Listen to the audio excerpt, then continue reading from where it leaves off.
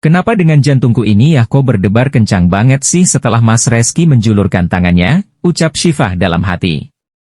Jantungku tolong kondisikan ya, ini kan hanya mencium tangan saja, ucap Syifa dalam hati. Akhirnya Syifa mencium tangan Mas Reski, dan Mas Res pun tersenyum tipis. Syifa, Mas boleh sesuatu gak sama kamu, tanya Reski. Sesuatu, maksudnya apa Mas, ujar Syifa. Aku ingin mencium kening kamu. Mencium, ya udah deh Mas. Nguac. Syifa dengan ekspresi ketakutan, tapi akhirnya tersenyum tipis. Kita keluar yuk, pasti semua orang sudah menunggu kita, ucap Reski. Ia menggenggam tangan Syifa dan menuntunnya untuk menemui orang tua mereka dan para tamu undangan. Lama banget sih Bang keluar kamarnya, teman aku diapain sih Bang, hehehe, ledek Naura. Hust, kamu masih kecil, jawab Reski.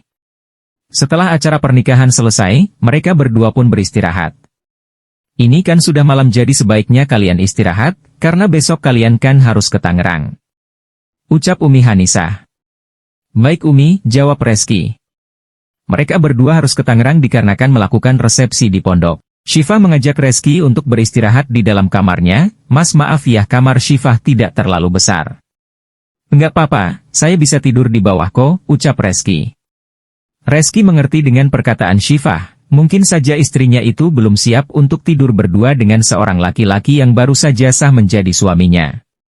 Jangan, Mas tidur di atas aja, biar Syifa yang tidur di bawah. Enggak apa-apa sayang, kamu tidur di atas biar aku yang di bawah ya, please jangan ngebantah, besok kan kita harus ke Tangerang. Sontak Syifa terkejut dengan perkataan dan tersenyum tipis. Mas Reski memanggil aku sayang. Enggak bisa gitu Mas. Ujar Syifa. Ya udah kita berdua tidur di atas deh, ucap Reski. Bentar deh, kita kan belum bersih-bersih, emang kamu gak mau bersih-bersih dulu gitu, ujar Reski. Astagfirullah, iya Mas Syifa lupa, ya udah kalau gitu Mas aja duluan setelah itu Syifa. Hah Mas dulu, kenapa gak langsung berdua aja, ucap Reski dengan tersenyum. Syifa pun kaget dengan perkataan Reski, dan jantung makin berdebar kencang. Mas aja duluan, ucap Syifa dengan rasa gugup. Ya sudah aku duluan ya. Iya Mas. Pada saat Reski sedang di kamar mandi, Syifa pun membereskan tempat tidurnya. Setelah selesai membereskan tempat tidurnya, dan Res pun keluar dari kamar mandi, Syifa pun masuk ke kamar mandi untuk bersih-bersih. Singkat cerita. Syifa berbaring di kasurnya, tapi saat akan memejamkan matanya ia merasakan ada pergerakan dari Mas Reski. Di saat mereka tidur bersamping-sampingan, Syifa merasakan jantungnya berdetak kencang. Mas, ucap Syifa dengan rasa gugup.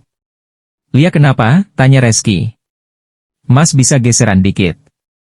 Ini sudah loh, nanti kalau saya makin geseran, sayanya jatuh. Terus kalau saya jatuh, saya sakit, kalau saya sakit siapa yang jaga kamu? Syifa tersenyum manis dengan perkataan Reski. Enggak usah gombal ah Mas. Ucap Syifa. Ya udah yuk kita tidur sudah makin larut, iya Mas. Beberapa menit memejamkan mata Syifa sudah terlelap tidur, berbeda dengan Reski, dia belum bisa tidur, karena ia ingin sekali memeluk istrinya itu, bahkan Res pun melirik melihat di mana guling tersebut tapi tidak ada lagi hanya ada satu yang dipeluk istrinya saja, kalau tidak ada guling yang dipeluknya. Lantas ia melirik ke arah istrinya, ia ingin memeluknya tapi tidak berani. Kalau saya mengambil guling yang dipeluk. Istrinya takut istrinya bangun. Ia menjadi serba salah. Saat Reski ingin memiringkan tubuhnya, tiba-tiba ia merasakan lengan seseorang memeluk dirinya. Ia melihat istrinya lah yang memeluknya bahkan menjadikan tubuhnya seperti guling. Reski pun tersenyum, ia tidak boleh menyiakan momen ini, dan akhirnya ia ikut memeluk tubuh sang istri. Dan berakhir mereka tidur dengan berpelukan. Syifa terbangun dan mendengar suara adzan yang berkumandang, ia membuka matanya. Setelah matanya terbuka ia terkejut melihat berada di pelukan suaminya, ia mencoba melepaskan pelukan dari suaminya, tapi Reski malah semakin erat memeluknya. Mas lepasin, Syifa mau sholat subuh. Reski pun terbangun dan membuka matanya, sudah adzan subuh Mas, nanti keburu siang.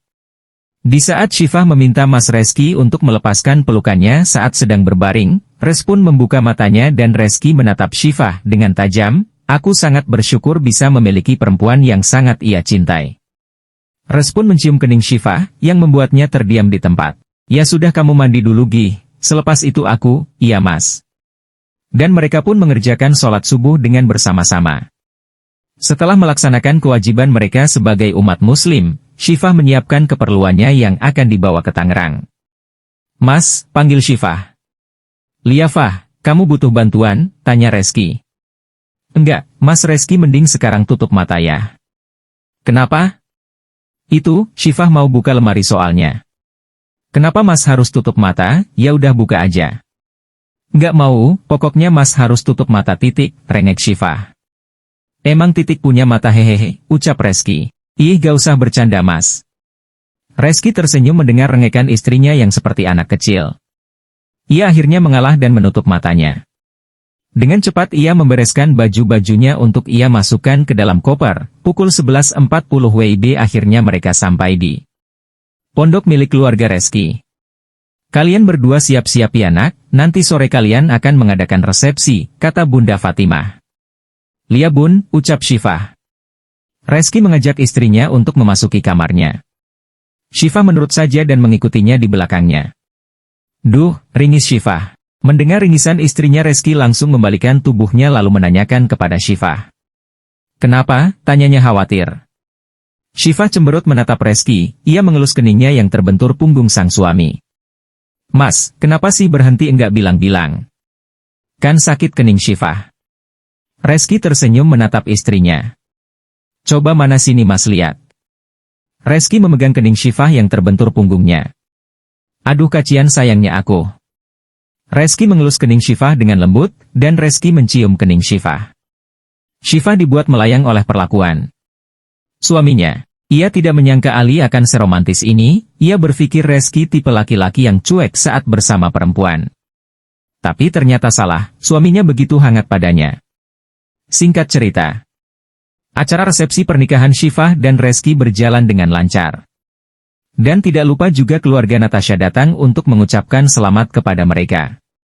Natasha naik ke atas pelaminan ingin mengucapkan selamat pada Syifah dan Reski.